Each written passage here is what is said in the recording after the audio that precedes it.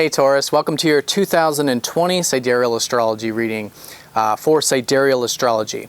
So if you are new to the channel, definitely check out the link down below for more information. We are using the actual size of the constellations on this channel, which does change the signs from mainstream astrology. And so you do want to make sure you're watching this video for Sidereal Taurus. There is a birth chart calculator down there, as well as some dates for the sun signs, so you can see what your sidereal sign is. But if you are watching this for your sidereal sun, moon, or ascendant in Taurus, then you're definitely watching the right video. And I do recommend watching this for your rising sign of sidereal. So if you do know your birth time, definitely check out that birth chart calculator if you don't know your ascendant. All right, so Taurus, we're going to be talking about all of the most important aspects and sign changes that are taking place this year for you, and also the eclipses. So this will hopefully give you a good synopsis of what's in store for the year. So in general, the 8th house is the area that's really being activated for you.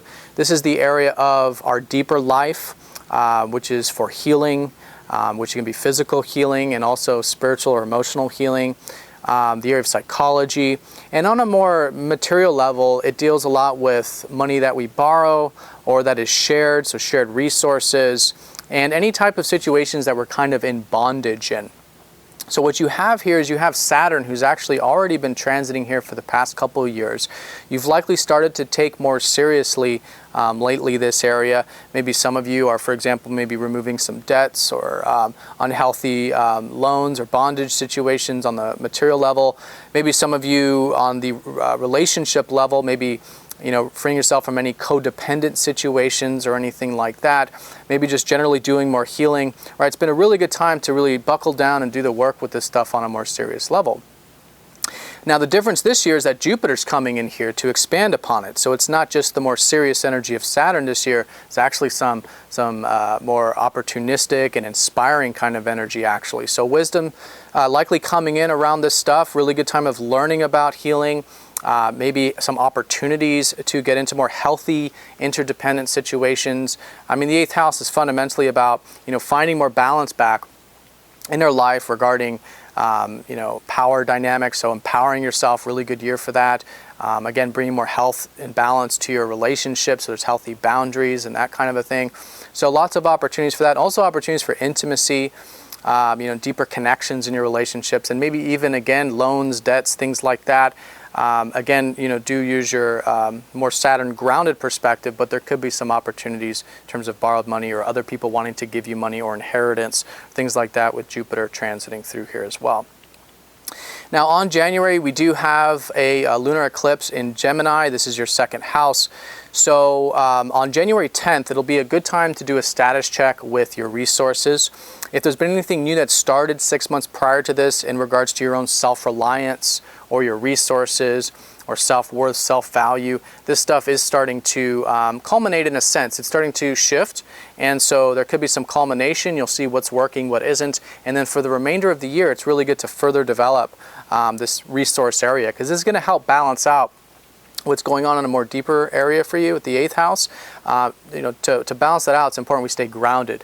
And this is the 2nd house, which deals with connecting to our inner worth, inner self-reliance, connecting to the material life, a good meal, nature, relaxation, getting good material security. So all that stuff is really good to explore new things with, and there could certainly be some new developments there throughout the year. Now, on January 12th, we have the conjunction with Saturn and Pluto. So, it's been a long time. You could say as far back as 2007 that you've been doing this deeper work. And a lot of things have been released on a deeper level for you. And so now, with Saturn, again, building these new fresh foundations in this sector, it really is this restructuring that's taking place. There could be a nice shift in the right direction around January 12th with these deeper matters or shared resource matters. There's some old things being released with Pluto, so it's a great time to practice non-attachment, to your deeper values, to, again, this deeper stuff or shared resource stuff, so that you can lay some new foundations. Because Pluto, the demolisher, is coming in to remove some, past things here, but then Saturn, the builder, is laying some new foundations in its wake. So it's restructuring taking place in the healing sector, in the shared resource sector, financial sector, if it's about loans, debts, or things like that. Now, February, we do have a nice aspect, a minor one, but nice. Jupiter is going to be sextiling up to Neptune, and this is going to be from that 8th house to your 10th house. So for a very long time, there may have been, maybe some uncertainty about the career direction or achievement stuff, or some of you have been hopefully finding a little bit more peace with that sector by surrendering what's outside of your control, bringing a little more receptivity with it. But that's starting to flow now. I think or at least this year is a good year, I think, for that, generally speaking. Or I think you'll start to notice a little bit more flow, maybe with the career stuff or achievement stuff. It's linking up very nicely with the deeper healing or deeper stuff you're involved with, or financial stuff. And it all kind of starts around February 20th, and it'll last until October 12th, with a shifting point in between there on July 27th. Now, March, we have Saturn dipping into Capricorn. Saturn's going to go there in March and then dip back out in June, and then go back in at December at the end of the year for the next 2 years after that. So we get this little prelude of what 2021, 2022 will be like in regards to Saturn in your 9th house. So March through June, good to see how it's a really good time to maybe build upon your beliefs. What are some inspirations you have? How can you build upon those, knowing that they'll take time? What are some things you can ground with your philosophy or worldview or spirituality? That's, again, very grounded or realistic. And anything involving travel or adventure, you may start to do more in your work or your career, or just in general, maybe starting to build that area if you do want some adventurousness. But it will require the work, it will require the patience, but that's Saturn starting to go into his home sign of Capricorn, which makes it a very synergistic and very easy to work with kind of energy, especially for you, the 9th house, dealing with long distance matters and philosophy. It's a much easier house to work with Saturn in anyways. Now, on April, so starting around April through September, Neptune's going to dip into Pisces, which for you is your 11th house. So you may start to maybe have some dreams or ideals about your future, hopes and wishes, maybe about collective matters or community. There might be some yearnings here for some of that. So do listen to that. Follow your dreams, follow your ideals with your future or collective matters. But at the same time, Neptune's going to help you surrender that stuff to find a little more peace with it. So do, invoke that more receptive approach to these things. But there could be some, new developments taking place here of you following your dreams and ideals regarding your own hopes and wishes, the future, and maybe groups, community, friends, things like that. It's the divine process kind of leading you there with Neptune in the 11th. Now, on April 4th, we have Jupiter going over Pluto in the 8th house, and that's going to be going on all the way through November 12th. So, again, more developments with the deeper sector. And so in this case, with Jupiter over Pluto can really help you understand some deep things about yourself in a very positive light. Help you see things that maybe you normally didn't want to see or have hidden away. Great time to lift up that rug and really do that shadow work and that inner work there. And maybe even see some opportunities to, again, transform your resource sector if it involves shared resources or debts in any way. So some nice opportunities there throughout the year, starting April 4th through November 12th, and then the halfway point where some things might shift will be June 30th, which will be the second contact of that.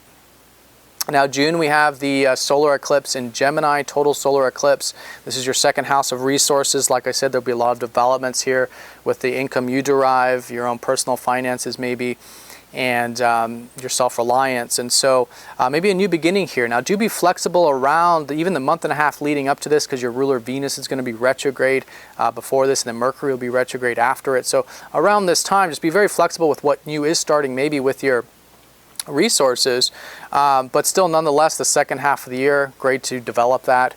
Like I said, probably a lot of developments there in the second house, resources, in or out of resources. Now, September, we have Neptune dipping into your, going back into your 10th house. So a lot of you might start to get a little bit more clarity about your career, especially in 2021 once Neptune officially leaves that 10th house. But what I would say is between September till February of 2021, September of this year to February of next year, see if there is anything you do want to finalize so that your career can be more spiritualizing for you, having more peace with it, more acceptance about it.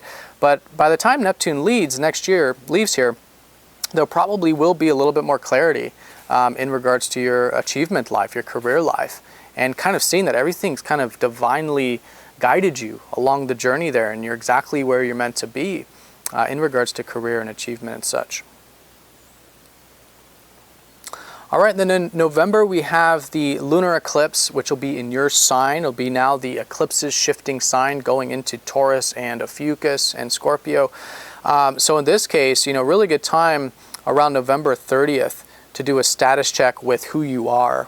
Who are you? What's your identity? How do you see yourself? What are your needs? How can you cultivate your independence? Your desires, your goals. So great to do a status check with that stuff and really start to cultivate that going into 2021, as there will likely be a lot of developments with yourself, gaining more of that independence and learning more about who you are and what you want out of life. All right, and then December, we have a solar eclipse in Ophiuchus, so December 14th, good time of maybe evaluating your relationship sector. There might be some past things being released here, past patterns. It's nothing really to do with this as much as it's good to just be aware of if there are any past patterns or past karmic things coming up in the relation sector for you to resolve. It could involve legal matters or contracts or agreements. So just good to be aware of the area. See what you can be non-attached with to release it, because there's just some natural karmic stuff being released here. Karmic doesn't mean bad, but just some past stuff coming up for resolution. And so by being aware of that during December 14th eclipse can really help you do this. And this is actually a very healing thing probably for you with the solar eclipse in healing Ophiuchus.